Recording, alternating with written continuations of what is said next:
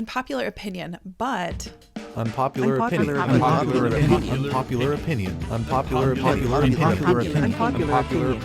You're listening to Unpopular Opinion, a podcast for professionals from all walks of life who want to hear success stories from innovators who've won by taking the path less traveled. In each episode, recovering journalist and content marketer Ashley Amber Saba interviews individuals who have prospered thanks to their genuinely unpopular opinions, despite warnings from naysayers, threats to their careers, and colossal obstacles. All rebels are welcome.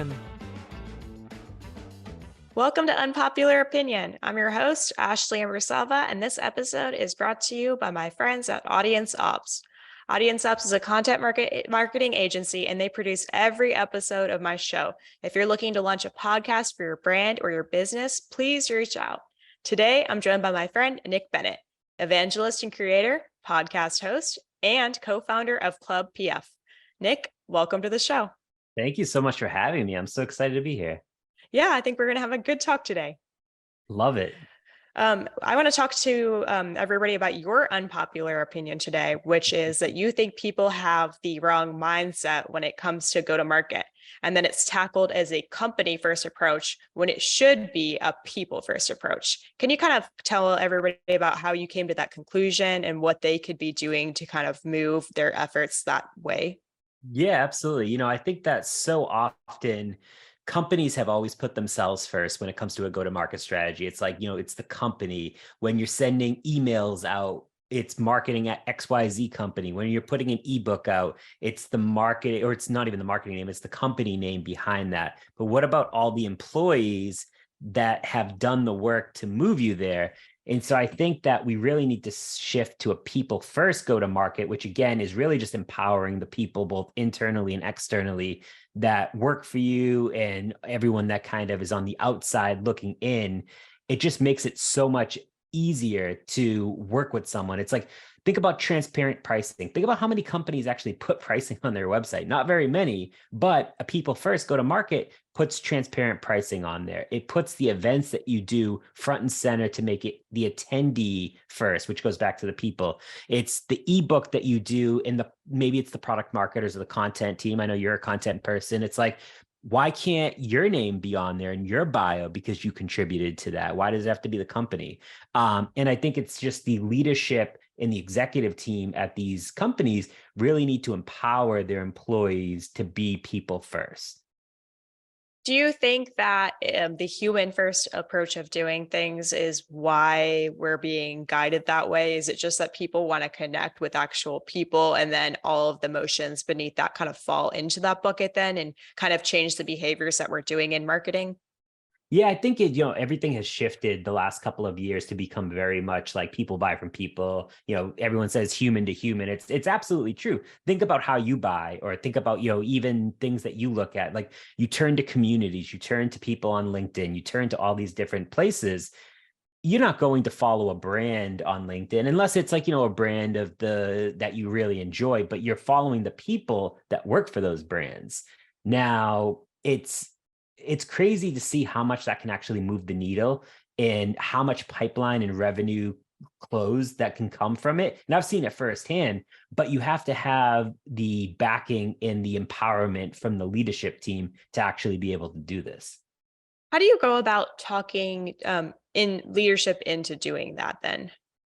I think it's understanding that, like, hey, this is the old playbook, the company first mindset. It's like, it's very transactional. It's very much brand spam. And like, I've talked about like commercials where it's like, you just, it's very much the company just trying to pitch their product, but like, why? What's the why behind it? And when you think about like a people first, it's very much not transactional. It's really relationship driven. It's really about the quality versus the quantity. It's all about the ecosystem that you create within the organization and internally and externally, and the brand that you create and empower your employees to build, whether that's they go on to do their own thing or not. Now, I think that you have to convince leadership that this is the way that people buy in 2023 and beyond, and that, hey, if I can go and show that posting on LinkedIn is going to drive actual impact and bottom line, and I can use self-reported attribution or whatever to show that, they're going to look, they're going to want to see the data at some point and be like, hey, are you actually posting on LinkedIn and driving results? And if you can show that, they're going to be a lot more willing to say, all right, I'm bought into this modern day marketing mindset. I know that you have been at companies before that you've worked at where people have filled out a form on a webpage and they've literally mentioned your name and your LinkedIn profile. And that was how they got to the company page. Yeah. Yeah. 100%. I mean, it's crazy. My last company, Alice, in the 2 years that I was there, I drove $2 million in pipeline just from organic, LinkedIn creation. And that was through people saying they specifically saw my content. And I'm sure that there was some that fell through the cracks, but still like measurable, what I could see was $2 million. Now, 60% of that turned into closed won revenue. Now think about that. Like if there's a zero cost outside of my time, of course, but there's zero cost. The ROI is really infinite to a certain degree. And it's like, wow, like if I could take one employee and empower 30 employees to do the same thing, think about that. You could cut back on your paid spend, your search, maybe some of these other things, and invest in the areas that are actually like moving the needle. And people like to say, content's dead, email's dead, all these channels are dead, but it's just they're not using it the right way. Can you catch everybody up on your work history? I want people to get Yeah. the whole picture of Nick from beginning to now. Yeah. So, I am big into sports. So I went to school for sport management and I got out and I said, I'm going to be a big shot athletic director or a sports agent. And turned out none of that was true. I just really wanted to go to school to play baseball, to be honest with you. But I got out and I was like, all right, I need a big boy job now. What am I going to do? And I went into sales, and I never did tech sales, but I did a lot of different weird sales roles. And I worked for like an industrial tool company, and I was really good at it. It was just super boring. And you just dealt with like all these like old people that just like would yell at you on the phone. And I did sales for a while. I worked for Motorola, and like I would basically go up against the iPhone every single year, and like I would have to convince AT&T to buy Motorola over the iPhone. It was very, very challenging. But it allowed me to figure out like, hey, sales is fun. I just don't like the quotas hanging over my head at, every quarter or every month or whatever it is. I came across a channel marketing role, and channel marketing, for those that maybe don't know, is, you're selling through the channel. It's like maybe you don't have a direct sales team. You're working with partners, whether direct or indirect, to be able to sell your product or services. And so that was pretty fun. I was like, oh, cool. All right, this is my first like foray into marketing. Kind of interesting. What that allowed me to do was move into field marketing. Field marketing is basically the same as channel, except that you have a direct sales team that you're working with to drive pipeline and revenue and all those things. And honestly, I did field marketing for 10 years, various tech companies. And it was really, field marketing was my first kind of like step into the whole like tech SaaS world. And I just kind of didn't look back. I moved into customer marketing. I did ABM. Now I'm really, big on this whole like creator economy, creators and SMEs and evangelists are actually going to be the ones that move your needle, move the company forward, in 2023 and beyond. When do you think it was in your career that you started figuring that out, that shift was happening? I would say, I've always thought about it because like, B2C has this really figured out, and like they're doing really, really strong with it. I'm like, why is B2B like lacking so far behind? And creating content on LinkedIn these last 3.5 years, I've had brands reach out to me and be like, hey, like, do you do sponsored content, or like, would you want to work with us in some capacity? I'm like, this is interesting, but it's very much like one-sided of the brand telling the creator or influencer what they want, but like, you don't really have any say. You have like, all right, these are the deliverables that have to be met. And I'm like, there's a better way to do this. And it shouldn't be based on someone's follower count, because follower count doesn't mean anything. But what does the engagement look like? Are they seen as like a thought leader within the space that they talk about? And I just figured there was so much upside there. And the more and more companies that I talk to, the more and more CMOs and VPs of marketings that I talk to, we're like, we want to invest here. We just don't know where to actually get started. We know it's important. I've read a lot of surveys. And one of the surveys I read recently said like 88% of B2B companies in 2023 want to get into influencer marketing, but they just don't know how. So it's a huge number. And I was like, all right, cool. There's so much upside for like what that looks like. Now, the issue is in B2B, like these roles aren't readily available either. So like you have to kind of carve it out for yourself. And I think that's where the evangelism piece kind of like rolls in. It's like evangelism, creator, SME, kind of all mixed together, but it's an impactful role. All right. Tell me about this ClubPF. So ClubPF is something that Mark Killens, who's the CMO at AirMeet, and we started because, again, we're big believers in people first. We have said, he's ex HubSpot, ex Drift.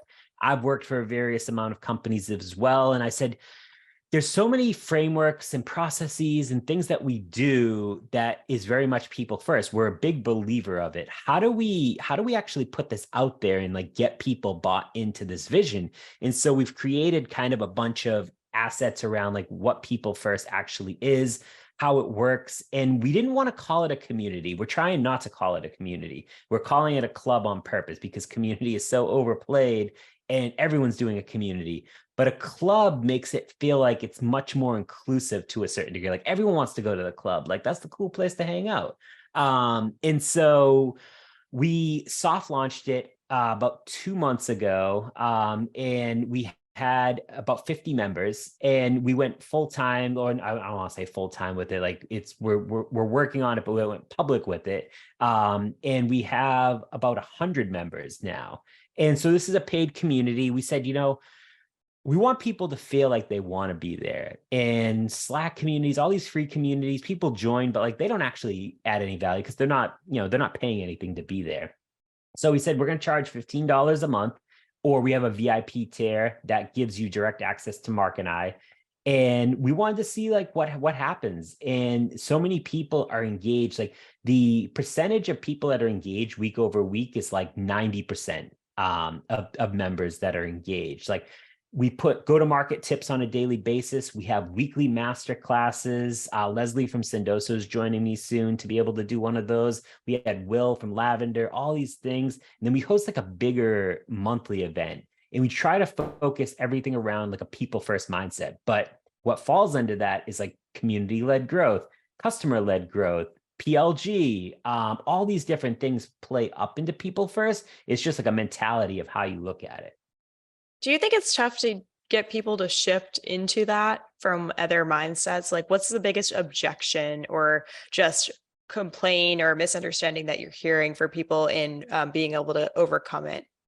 I think the biggest thing is they don't know how to convince their leadership team that this is like the right way. Like they're a believer of it, but it's like, how do I change everything that I've been doing for years to be more people first? And I don't think it's changing everything right away, but I think it's changing pieces over time. And there's a lot of low-hanging fruit, like, going back to like the pricing page.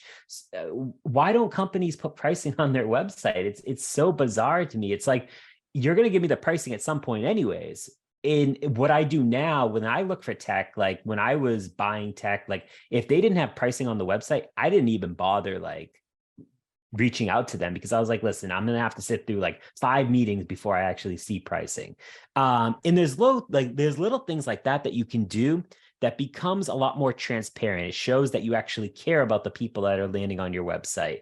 And if you add up all these things over time, there's, about 20, 25 different things that you could actually do that actually put you in a better spot from like a people first mindset over company first. And I guarantee you it's going to probably drive more business results for you as well. Oh, I believe that. What's your ultimate hope for ClubPF?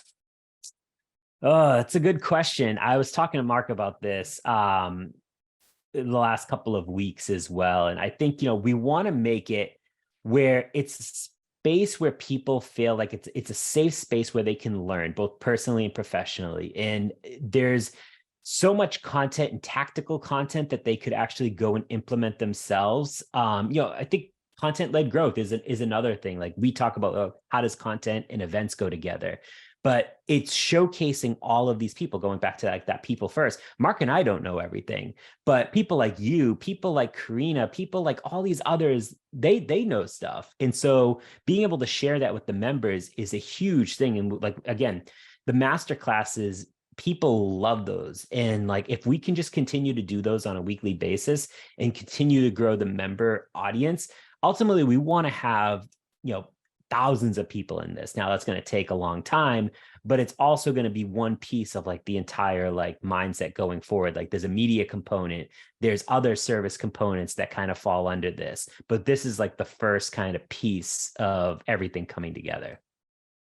You not too long ago had a post on LinkedIn that I liked about buyer personas, which you deemed meh, and mentioned that marketers spend a lot of time on them, maybe too much time on them, when they could be focusing more on just guiding more to a people first approach. Can you kind of talk a little bit about that?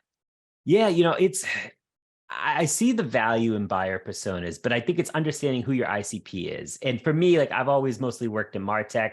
I understand, take AirMeet, for example, take Alice. Like we sold to marketers that were like me. It was easier. Like I could, field marketer, event marketer, demand gen marketer, but like I don't need to know that you have a cat or a dog or anything like that. Like it's not going to, unless it's something where I'm going to send you a gift and I realize you like cookies, like, cool, I'm going to send you cookies. That doesn't mean you're going to buy from me because I send you cookies. But if I can understand your pain points of like what you actually care about from like a high level and then get to know you as an actual individual, then cool, we can start to talk about those things. I think cats and dogs and all these things is one piece of it, but understanding you like holistically is like the bigger piece of it. And I think so often, even companies hire these consultants to build out these like buyer personas, and they spend so much money on them. And you could do so much more just understanding your ICP, even your secondary ICP, and focusing on that, building out the list. There's a lot of like low lift from a tactical perspective that you could focus on versus like just building out these, imagination type characters. I think a lot of that to me is they could be almost fan fiction like. It's like Beth lives in New York City and she's a marketing manager and she probably has a pet ferret and she eats spaghetti like 4 nights a week. I like, how are we even like, what are we even doing there sometimes? Yeah. We're going like too deep. And think about how much someone probably spent to like get that created for themselves, which is crazy. It's outlandish like a lot of the times to me. I've been at companies where they were already in place when I came in and I've like gone through them and be like, how do you know what they eat? Like, what does that have to do with B2B in any way? Like, I don't know. Exactly. Like, just like, honestly, just go out and talk to your customers, talk to your prospects, be where your buyers are, and you're going to get way more insights than making up these imaginary personas. I definitely agree. I just want to take a quick moment to thank the Audience Ops team for producing my show. They make it easy for me to focus on talking with cool people like Nick, and that way I can focus on conversations and they can do all of the producing and the editing and making sure that my assets look good. And then I can just, go out there and get cool guests like Nick. Thank you again, Audience Ops team. Okay, Nick, you talk a lot about the creator economy, which we've touched on, and how businesses should not sleep on it. How can businesses attract creators to their organizations? I think it's understanding how they can be used. And I think it kind of falls under 3 buckets. So I think influencer marketing 2.0, it's like, all right, cool. How can I work with creators to integrate into my go-to-market strategy? Again, it's like that people first. I want to work with the creator, which is the person, because they have the authenticity and the trust. They maybe have a stronghold into a market that I want to get into, or a service or a industry or whatever it is. And so you're building kind of like a dream team of all these creators. And it's not just like, hey, go out and create sponsored content for me. It's more of like, hey, what can we do from a content perspective where we work together, where it's just one piece of the larger pie, but people are going to tune in because they love you as an individual. So I think that's one piece of it. I think the second piece is really hiring them onto your own team. I know Lavender didn't do this on purpose, but, think of like the Lavender team, for example, like all incredible people that create content, like Will, Todd, Jen, like all these people, amazing content. You see them everywhere. Lavender's blowing up left and right. I love the Lavender team. I was actually the first one to shout them out years ago before they even had a product in B2B. But like, you could hire these creators onto your team. And again, you build a dream team of creators. Now it's like, all right, we can't just pay all these people to like be a full-time role. They may have to take on additional responsibilities outside of that, which is okay. Like for me, like I did events, like event-led growth, evangelism. But when you're speaking at events, when you're creating content, you're probably actually paying way less overall than you would be to go do it on paid spend or search or whatever. And then I think the third bucket is really like, how do you collaborate? And this is what we were trying to do at AirMeet. Like, how do we create this creator studio? And it's more of a collaboration. Like you think of like an art gallery. So many creators go to the art gallery and they paint the art, but they go to the art gallery because they want to collaborate with other artists that are there. That's the same for creators. I want to collaborate with other creators. How can you create a space for them that the brand ultimately benefits through branding and additional things, but like you just create a safe space where like these creators get to do cool stuff together. And I think those are like the three ways that you could kind of like bring creators in, depending on like what your appetite is for it. You have a podcast called The Anonymous Marketer that I have tuned into from the beginning, and I love. The show is amazing. How did you come up with that idea for the show? Well, first, thank you. I know you. I always love like when you send messages and you tell me like how much you actually like enjoy the episodes because it means a lot. It's something where in 2020, when the pandemic happened, everyone turned to communities. Communities popped up all the time. And it was fine early on because you could ask questions in these communities without feeling judged. Now that community is so saturated and everyone is in there, there's a good chance that your colleagues are also in there. And so you don't feel as safe asking the questions that you used to.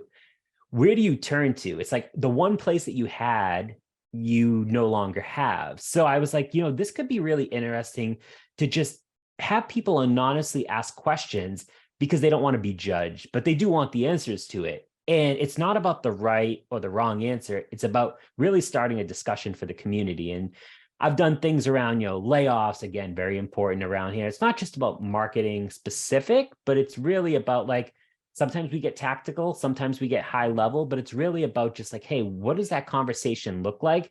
And bringing people in that kind of have that conversation with me. And it's not their viewpoint on like what they would do for their company or whatever, but it's like, hey, here's some advice that I would give you. And hopefully it not only gives advice to that one person who wrote that question, but ultimately everyone else that's listening. And it's gone over extremely well. Side note, but like randomly on Twitter the other day, I wrote, what happened that I got laid off. And unfortunately, I put, if you're looking to sponsor my podcast, let me know. And I got a DM from someone at Google, VP of marketing at Google. And she was like, hey, I just, sponsored the podcast for 3 months. And so it's like now Google sponsors the podcast, which I can't wait to like put that everywhere, by the way, a few more weeks, but maybe by the time this episode's come out, you'll see Google sponsoring it. But wow, it's crazy to see that people believe in the vision, people believe in the concept, people believe in like what we're actually trying to do. And it's been fun. I've released I think like 10 or 11 episodes so far. Have a bunch of them recorded as well. So we'll see. It's been fun. It's been a lot of fun over my last podcast, that's for sure.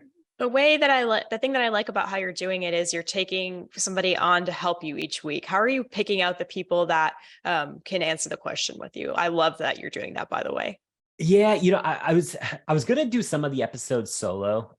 Depending on like what the question, I have actually recorded some that are like just me, like 20-25 minute rant around like, if it's something that I feel like I can deeply talk about. If it's something where, I'll give you a good example, like paid media. I don't know it. I know a little bit, but like, I don't know a ton. So I was trying to find someone that knows paid media for LinkedIn specifically inside and out. And so Tim Davidson immediately came to mind. And so him and I recorded that and it was like super cool. And I just try to find people that can relate or have experienced the question because I know them personally or they talk about it on LinkedIn and I see it. And sometimes I'm just like, hey, like this could be like a cool idea for you to talk about or something like that. But it's been really good. And I have a lot of people that will like pitch me on like wanting to come on the show as a guest, but I'm like, listen, it's not it's not the type of show where you come on and like talk about yourself. Like you're really just giving advice. And then when I tell them that, they're like, oh yeah, I'm not interested. And I'm like, all right, Oh that's man. weird, but oh well. Have you ever had questions that have come in that have like stumped you or that you just were shocked by? Anything like that? Yeah, there's been some that have like really like thrown their companies, like not by name, but like they've like thrown their bosses under the bridge, like thrown their company under the bridge, like talked about how toxic it is.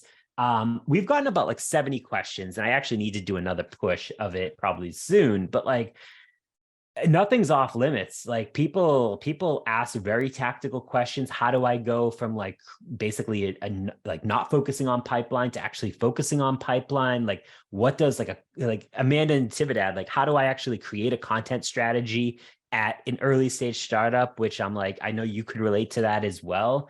And it's just sometimes it's very, very tactical like that. And then sometimes, Kaylee from Refine Labs was on, and like we talked about like layoffs and like, hey, what do you do if you have to take the job of like 4 other people that did it and you're one person? You're not getting paid to do it, but like, hey, you're expected to do it. What does that look like? And she's gone through layoffs. I've gone through layoffs. So like we could relate a little bit further.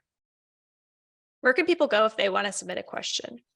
Yeah, so head over to motionagency.io/anonymous, and you'll see a form at the very bottom, and it just asks you like, hey, what's your company size, what industry you're in. Put the question. It just helps me like level set for when we're saying like, hey, this is a MarTech company, you're on a marketing team of 4 people, because then people that are listening can be like, oh cool, hey, I'm in a similar position as this, versus someone that says like, I'm on a 1,000-person company with a 30-person marketing team. You could probably take some from it, but you may not relate as much as like a smaller company. Oh yeah, I like that you paint the picture. Like I've been in the different department sizes and things, and it's very different when you're in a 2-3 person marketing team than a 25, 30, completely different. 100%. Okay, event-led growth. Give me a hot take. Ooh, event-led growth. I think that, companies are saying that webinars and events are dead. It's just you're doing it wrong. You're focusing on the wrong things. Event-led growth really does 3 things. It's about the experience, it's about engagement, it's about data. How do you use those 3 things to ultimately put the person first, using those 3 things to create an experience that really just wows people? And we join events, and especially in this virtual world, we join events mostly because of the speaker or the content. But what does the experience look like when you actually get in there? Is it very much people first? Is it really just a company trying to pitch me on their product, for 30 minutes? What does that look like? Then what is the data that you're actually taking from this? If I can say, Ashley joined this event, she asked these 5 specific questions, she answered the poll this way, you're taking those insights, and maybe, I'm not going to pitch you on the product, but maybe I'm creating content because I'm seeing similarities of like other people asking the same questions. Now we can create content, blog posts, social content around that'll hopefully answer that for you plus others. Paint me a picture of an event that you'd like to go to, like what it would look like for you. I mean, I can tell you one that I'm creating that I'm excited to go to because I've always wanted to go to this type of event. I'm running this event Hiatus in November in Costa Rica, and it's all about for creators that want to kind of reinvent, recharge, and kind of like have a safe space to do these workshops. There's going to be, a bunch of workshops around like YouTube, for example. How do I actually do YouTube shorts better? I mean, again, we're video right now. Like I don't know how to do YouTube shorts. Like no one watches my videos really, but I know how to do LinkedIn well. But like Todd Clouser is an expert and Morgan Ingram is an expert at YouTube shorts. So like, it's again, those types of workshops where it's intimate, it's micro events. It's very much, I mean, Costa Rica, I mean, who would turn that down? It's right on the beach, but like, it doesn't have to be in Costa Rica, but it's more of like the smaller intimate types of events where I can actually like take tactical stuff away versus like the high level stuff, and go implement it in my life, whether it's personal or professional. Okay. Final question. I ask everybody at the end of the show to debunk an unpopular opinion. And what that means is somebody's calling this an unpopular opinion a lot, and it is not. For example, marketing should talk to customers. Duh. Oh, I would say that when you say there's no silos within your company, there's 100% silos in every company out there. And if you tell me there isn't, I'm going to tell you you're lying to you. You may say you don't have any silos, but what's to say product and marketing doesn't have silos, or sales and CS, or like there's silos somewhere in the company, whether they're big or small. And like you saying that you're going to fix the silos yourself is not something that's going to happen. It's all about the communication and the effort of wanting to be there. But it starts from the top down. And so many people say they don't have silos. And I call BS on it. Oh, yeah, totally agree with that one. Okay, where can people go if they want to find more Nick Bennett? Ooh, so definitely LinkedIn, find me there. Make sure to subscribe to the Anonymous Marketer. If you want to check out ClubPF, if you care about a people first, go to Market Strategy, head over to it's clubpf.co, check it out. Would love to have you, and just send me a DM if you want to chat, whatever. I reply to everything. That's one thing. I try to like give back and try to like make time where I can, especially because I won't have a job. I have more time, so. Well, luckily, because you have evangelized your name the way that you have, I think that you're going to be fine. And I can confirm that he does get back to messages. I've been talking to Nick LinkedIn message for probably 3 years now. Yeah, absolutely. Yeah, it's you've always been such a great supporter, and I want to thank you for that. That means a lot. Likewise, you've introduced me to people and you've talked me down and all kinds of things over the years. So I appreciate it. And I definitely, again, I enjoyed your last podcast. I'm enjoying the one that you're doing now. And I will continue to be a huge Nick fan. But thank you for coming on my show today. And I hope that you have a great end of your week. Thank you. You too. Thanks for listening to Unpopular Opinion. This episode was produced by Audience Ops, a content-led growth agency. If you're looking for help launching a podcast, Audience Ops handles all the legwork, so you can focus on providing the subject matter expertise. If you enjoyed this episode, please follow Ashley's show on Spotify, Apple, or YouTube.